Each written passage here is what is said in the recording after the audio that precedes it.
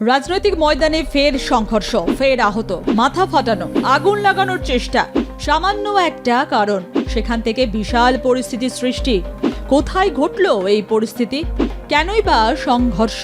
আমি এই ঘরটার ওনার, পুলিশের নেতৃত্বে আমাকে মারতে এসেছে এখানে। রিভলভার নিয়ে এখানে মারতে এসেছে আমাকে। আমি কাগজ দেখাচ্ছি, আমার বাস্ত করা আছে। দাঁড়ান দাঁড়ান দাঁড়ান, আমার বাস্ত দাঁড়ান, ট্রিটমেন্টটা করেন না। আমার বাস্ত করা আছে, এই জমিটা বাস্ত করা আছে। আমার জমিটা ট্রিটমেন্টটা আছে। আমার সিরা কেটে গেছে।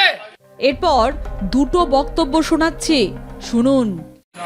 আমার নিউ হোলি ইন্ডিয়ান পাবলিক স্কুলের এই বছরের যে বুকসগুলো, সেই নতুন বুকসের স্যাম্পলস নিয়ে সমস্ত বই নিয়ে যখন ঢোকে, আমার স্কুলের পাশে আমার ভাইয়ের যে ঘর, আমার মামার পৈতৃক সম্পত্তি, বাস্তু ঘর ওটা, সেই ঘরটি আমরা সব সামানপত্র যখন ঢোকানোর সময় কয়েকজন দুষ্কৃতী এসে আমার ভাইকে তখন বলে যে তোরা এখানে কেন ঢোকাচ্ছিস? আমাদের নিজেদের বাড়িতে নিজেরা মাল ঢোকাচ্ছি না, এই বাড়িতে ঢুকতে পারবি না, এটা আমাদের ভেস্টেড জায়গা।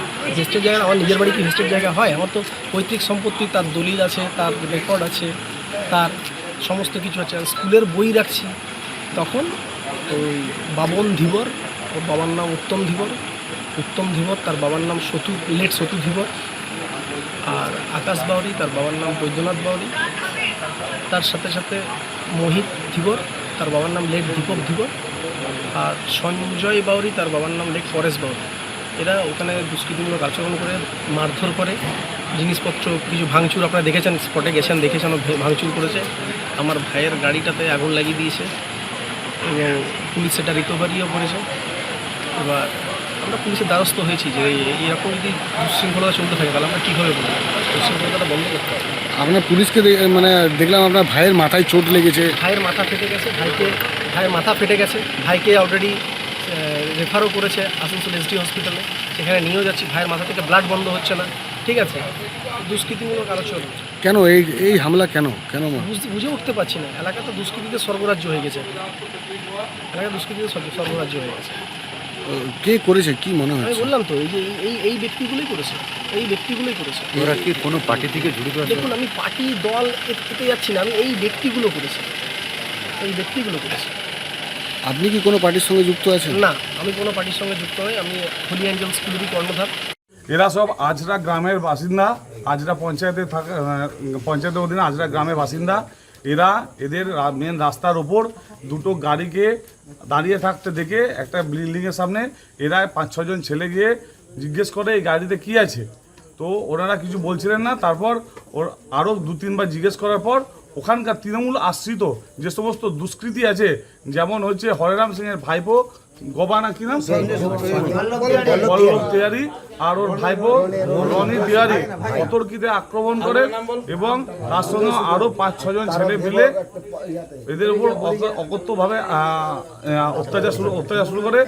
বন্দুক নিয়ে, রিভলভার নিয়ে ও পাঁচ নিয়ে এলো পাথারি মারতে শুরু করে।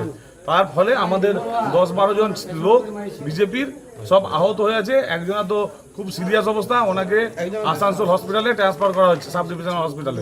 এবার বোঝা গেল কি থেকে এই সংঘর্ষ। এই ঘটনা আসানসোলের সালানপুরের আচরাতে। গাড়ি থেকে বই নামানোকে কেন্দ্র করে বিবাদ বাঁধে বিজেপি ও তৃণমূল কর্মীদের মধ্যে। পরে সংঘর্ষের আকার নেয়। দুই পক্ষের মধ্যে চলে ইট বৃষ্টি, লাঠি বাঁশ নিয়ে হয় মার। শুধু তাই নয়, দাঁড়িয়ে থাকা মোটর বাইক ফেলে আগুন লাগানোর চেষ্টা করা হয়। ঘটনায় জখম হয় উভয় পক্ষের প্রায় 8 জন। কয়েকজন ভর্তি হাসপাতালে। এখন আছড়ার ওখানে সাধারণ মানুষ যারা আছে তারা এই ব্যক্তিগুলোর উপরে, যে ব্যক্তির উপরে মানে হামলা চালিয়েছে, তাদের উপরে অলরেডি অনেক জনরোষ আছে। তা বলে এই নয় যে ভারতীয় জনতা পার্টি এই সমস্ত ব্যক্তিদের সাপোর্ট করবে। ভারতীয় জনতা পার্টি একদম মানে সবাইকে ইকুয়ালি দেখে এবং যে কমপ্লেন করবে তার বিরুদ্ধে অ্যাকশন নেবে। ভারতীয় জনতা পার্টি না, প্রশাসন তার অ্যাকশন নেবে। এবং ভারতীয় জনতা পার্টি, আমার মনে হয় না কোনো কর্মী এই সমস্ত নিজ কাজগুলো করতে পারে। ভারতীয় জনতা পার্টি এরকম কাউকে শিক্ষা দেয়নি যে এই সমস্ত নিচ কাজ করতে পারে। বরঞ্চ আমরাই পুলিশ প্রশাসনকে ইনফরমেশন দিয়ে পরে ঝামেলাটা শান্ত করাবার চেষ্টা করি। যাই হোক, উনি নিয়েছেন, উনি হয়তো ভাবছেন বা ওনাদের একটা কালচার আছে যে যারা সরকারে থাকে তারা এরকম করে। অ্যাকচুয়ালি ব্যাপারটা তা নয়। ওখানকার মানুষজন যারা ছিল সেই মানুষজন কিছু ঘটনা, যদিও ঘটনাটা আমার কাছে এখনও পর্যন্ত ক্লিয়ার আসেনি, কিন্তু কিছু ঘটনা নিয়ে পরে হয়তো ক্ষিপ্ত হয়েছিলেন এবং তার মধ্যেই কিছু ঝামেলা ঝঞ্ঝট হয়েছিল। সেখানে প্রকাশ্যে আপনার নাম উঠে আসছিল। এবারে ওনাদের হয়তো আমার ওপর টেনশন আছে, সেই জন্যই প্রকাশ্যে আমার নাম প্রকাশ করেছে। অ্যাকচুয়ালি ব্যাপারটা হচ্ছে সাধারণ মানুষকে যেভাবে হেনস্থা করেছে এরা টিএমসি থাকাকালীন, যখন টিএমসি সরকার ছিল তখন, তো সেই সমস্ত মানুষ এদের ওপর মানে অতিষ্ঠ হয়ে গেছিল এবং সেই মানুষের জনরোষেই এটা প্রকাশ্যে এখানে দেখা গেছে। এরা বলছে তো এরা কোনো দলের সঙ্গে যুক্ত নেই, এরা তো কোনো পলিটিক্যাল পার্টির সঙ্গে যুক্ত নেই। ওনার কাকা টিএমসির উপপ্রধান ছিলেন, সঞ্জয় শুক্লের ওয়াইফ টিএমসির সদস্য আছেন, সমিতির সদস্য নির্বাচিত হয়েছেন। তো কি করে বলতে পারছে যে এনারা কোনো দলের সঙ্গে যুক্ত নেই, আমরা জানি না। সে বলছে সে তো একটা শিক্ষক, সেই স্কুল চালায়, তারপরে তার উপর তার পরিবারের উপরে অ্যাটাক। সে শিক্ষক থেকেও পঞ্চায়েত অফিসে কি করে কাজ করছে? একটা ব্যক্তি দুটো কাজ কি করে করছে? একটা স্কুলের প্রধান শিক্ষক হয়ে নিয়োগ হয়েছে এবং তার সাথে সাথে পঞ্চায়েতে কাজ করছে, পঞ্চায়েত সরকারি কাজ করছে। কিভাবে কাজ করছে? দুটো কাজ একসাথে কি করে হয়? সেটারও তো একটা করা দরকার আছে। উনি শিক্ষক কি না জানি না, কিন্তু ওনার ওয়াইফ সদস্য আছেন পঞ্চায়েতের এবং ওনার মামা যিনি আছেন, ওনার মামা আগের উপপ্রধান ছিলেন টিএমসি ইয়েতে আল্লাটি পঞ্চায়েতে। হ্যাঁ, তো কিভাবে উনি বলতে পারছেন যে উনি কোনো পার্টির সঙ্গে যুক্ত নেই? তার বাড়িতে কি সত্যিই কোনো অ্যাটাক বা তার গাড়িতে কোনো আগুন জ্বালানো কিছু কি না, হয়েছিল? এরকম তো আমরা এখনো পর্যন্ত কোনো খবর পাইনি। বরঞ্চ যে সমস্ত ছেলেগুলোর নাম দিয়েছে সেই সমস্ত ছেলেদের মাথা ফেটেছে, চোখে আঘাত লেগেছে, হ্যাঁ, কান ফেটেছে। একটা ব্যক্তি নয়, 4-5টা ব্যক্তি আছে যে সমস্ত ব্যক্তির মানে প্রচণ্ড গুরুতরভাবে আঘাত হয়। কি রে, তোর বেশ র্যাশ হয়েছে দেখছি। হ্যাঁ রে, কি করবো বলতো, র্যাশগুলো কিছুতেই কমছে না। অনেক কিছু ইউজ করলাম তবুও কমছে না। আমার মনে হয় তোকে কোনো একজন ভালো ডার্মাটোলজিস্টের কাছে দেখানো উচিত। তুই ঠিক বলেছিস, কিন্তু কোনো ভালো ডার্মাটোলজিস্ট থাকলে একটু সাজেস্ট কর না প্লিজ। এই তোর তো একবার র্যাশ হয়েছিল না? তুই কোথায় দেখিয়েছিলিস? তুই একবার গৌরীদেবী হসপিটালসে দেখাতে পারিস, ওখানে ভালো এক্সপিরিয়েন্স ডার্মাটোলজিস্ট আছে। আমারও সেম প্রবলেম হয়েছিল, এখন ওখানে ট্রিটমেন্ট নিয়ে আমি এখন ঠিক আছি।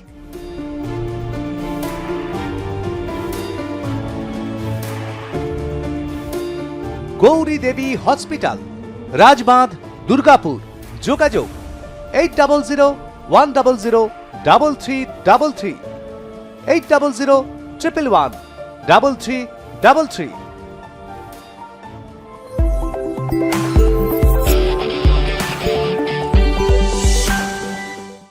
বিজেপি তৃণমূল সংঘর্ষে উত্তপ্ত হয়ে উঠল আসানসোলের সালানপুরের আছড়া এলাকা। এই ঘটনায় বেশ কয়েকজন জখম হয়েছেন।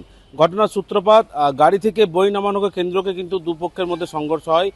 বিজেপি যেটা অভিযোগ যে গতকাল রাত্রে দুটি গাড়ি থেকে কিছু দাঁড়িয়েছিল এবং তারপর তারা জিজ্ঞাসাবাদ করে যে গাড়িতে কি রয়েছে এবং সেই নিয়ে কিন্তু দুপক্ষের মধ্যে বিবাদ শুরু হয় এবং পরবর্তীকালে সংঘর্ষের আকার নেয়।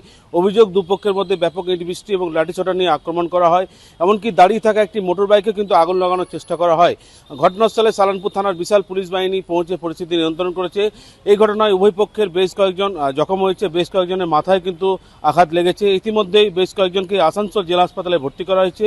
তবে বিজেপির অভিযোগ যে তৃণমূল আশ্রিত দুষ্কৃতীরা তাদের উপর হামলা চালিয়েছে এবং এলাকা উত্তেজনা সৃষ্টি করার জন্য তাদের এই হামলা। যদিও তৃণমূলের পক্ষ থেকে দাবি করা হয়েছে যে বই নামানোকে কেন্দ্র কিন্তু এই ঝামেলা হয়েছে, কোনো সংঘর্ষের ঘটনা ঘটেনি, তারাই কিন্তু তাদের উপর হামলা চালিয়েছে, এমনটাই তৃণমূলের অভিযোগ।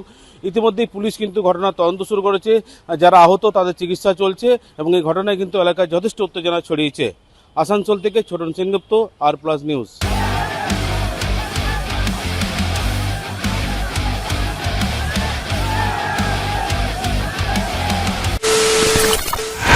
খবরের নামে প্রতিদিন সন্ধে আপনার ড্রয়িং রুমে কি শুধুই চিৎকার চেঁচামেচি? আসে বিতর্কের নামে চলে গালাগালি আর কাদা ছোড়াছুড়ি?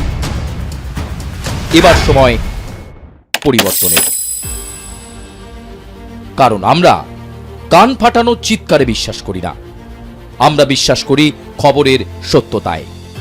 আমরা কোনো পক্ষের হয়ে গলা ফাটাই না, আমরা সাধারণ মানুষের হয়ে প্রশ্ন তুলি। চিৎকার নয়, শুধু খবর হবে যেখানে বিতর্ক আছে কিন্তু কুৎসিত ঝগড়া নেই। সঠিক তথ্য, বিশ্বস্ত খবর। নজর রাখুন আর প্লাস নিউজে।